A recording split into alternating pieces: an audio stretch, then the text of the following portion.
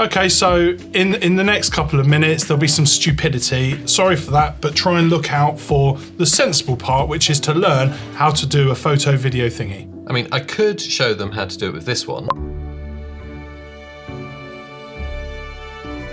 Or this one.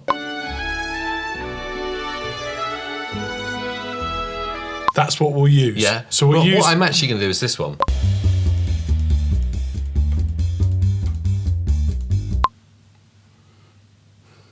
That wasn't what I was editing. Yeah, I know it wasn't. I just dropped it in there. Well, let's use the first version. I liked it more, and they'll probably like it more. We'll see. Off you go. Oh, right now? Yeah, I'll wait. Why are the chairs so far? A couple of minutes, you'll learn. He'll do. I've got to do that thing where I pretend to walk off. Yeah, I'll sit here. I'm really far away. You know we belong together. Because Pete's always rushing us, I've jumped straight into an open project. Hopefully you know how to get to this stage. I've got my footage that I want to create the Cinemagraph from. If you've seen the episode of the vlog, you'll know the footage, but Pete thinks I'm going to be using one of those really arty Cinemagraphs where I'm pouring a glass of water on loop. He doesn't realise I'm actually going to be using his giant head with the Watermelon Squad in the background. I mean, look at that. So essentially creating a Cinemagraph in Premiere Pro is quite a straightforward process. You're essentially going to be creating a short loop of movement that's masked on top of a single frozen frame.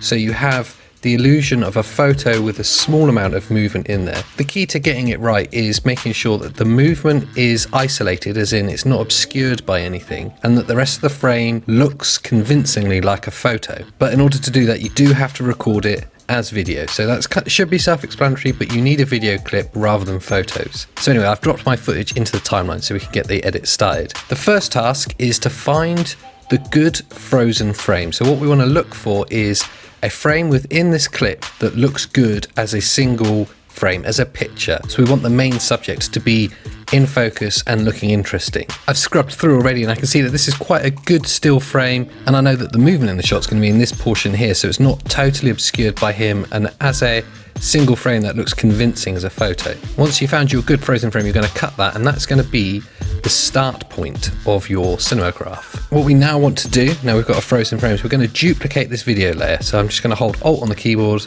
click and drag so I get a second one. I'm going to turn that off for the second, just by toggling that. So we're still just looking at track one. What we're going to do now is cut this first frame out and add a frame hold to it. So it is just that one frame without any movement. So let's cut the first frame. You have to zoom right in order to do that. And on this video layer, let's right click, go to frame hold options, and we're going to set this to be the in point. You can set it as the playhead, which is where obviously the playhead will be, or you can specify a specific timecode in which to create a frame hold on, but all of those should be 0 at the moment, as that's where our first frame is. Once you've done that, let's right click on it again and add frame hold. So the options are the parameters for it. Now we've added it, we should be able to drag this out for as long as we want. If we press play, it's just that frame frozen like a JPEG. So now we can zoom back out. I'm just going to extend that out to around 5 seconds. We can now toggle the output of that off for the second and forget about our frame hold until later on. And let's move back up to video layer 2, which is where we're going to be putting our movement. Now we know, because we cut at a specified point and then duplicated, I know that frame 1 on this movement layer and frame 1 on the frozen layer should be identical. So highlight our second video layer, and we're just going to create a mask here, just over this area of the screen where the movement will be in this Cinemagraph. So to do that, head over to our effect controls, which should be already selected, but you might have the audio clip mixer or the source clip open. Just hit effect controls and then select a clip, and it'll open up the basic parameters of this clip. We're going to be using the opacity to create a mask. Switch the animation off and then click on the free draw bezier. That's going to create a little pen tool. So when we go over to our window here with our pen tool, we can actually draw in 4 points to create our mask around this movement. And I'm going to just cut out his knuckle so that doesn't create a problem later on.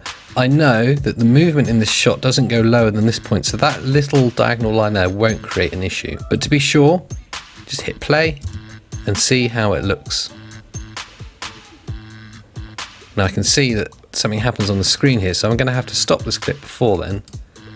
So let's put an outpoint there. Let's hit play again. We've got our mask with our movement in it, which is in video layer 2, which sits above layer 1. I can toggle layer 1 back on now. So now we've got a combination of the two with our masked video layer on top and the frozen frame underneath. And combined, they'll look like this. And there we have it, it's working. You can play with this a little bit. You can adjust the lengths of these, or you could copy and paste it to create a longer loop. Loops work really well. But in essence, this is all it is a masked movement layer on top of a frozen frame. And export, you use your normal parameters when you export. So if you go to Apple M and get your export window open, whatever your normal parameters for exporting video for your chosen platform, say Instagram, I've got an Instagram preset made. Use that, export it as a video. It may seem obvious to say, but some people still think of these as images or GIFs. Always do it as a video, makes it a lot easier, and it'll autoplay inside the chosen platform, say Instagram. And there you have it. Cinemagraphs in, hopefully that's under 5 minutes. It's definitely not under 2 minutes, I never do. But then it's normally over 2 minutes because I like looking at Pete's oversized head. Look how serious he looks there. Serious Pete. Yeah, my God. Oh, you're done? Still singing. A few minutes to pass. What happened when you auditioned for Home and Away? Well, I got through, obviously. Yeah. And then on the day of filming, there was a tragic accident. We won't go into that then. No. So have you learned something? You enjoy that? I enjoyed the first examples that we showed you. Just to remind you, you'll put that in though, won't you? No. Right, so there's an example of me clicking. That wasn't what I was talking about. It was this. Why did you do that? Well, you said put something in there. Right, use this one. Yeah, it's a good example, but I preferred mine. Hopefully you've learned something yet again in these Monday tutorials. Keep your notifications turned on so you never miss a Monday tutorial. Yeah, and also never miss Pete's Watermelon Squad. Join up below, #Watermelon Squad. Be part of the movement. Or you'll get... Well, you know the line. No, I'm not playing long. Join the Watermelon Squad, or you'll get squashed. Okay, well that's pretty much the end of the video anyway. I was just going to say, make sure your notifications are turned on. Keep up to date with the latest videos. We've got tech reviews, we've got vlogs, and sometimes there's a useful tutorial. Very rarely useful. Very rarely. See you Wednesday. You really want to change the upload to Tuesday so you can go... See you next Tuesday. That'd be so good. Can we do Tuesday? No. We done then? That's it. We're going to do the pretend walk-off thing? And we should do it because, I mean, they're used to us walking off. If you do a slower walk-off, then you can achieve your goal of extending watch time. They're still here. You leave...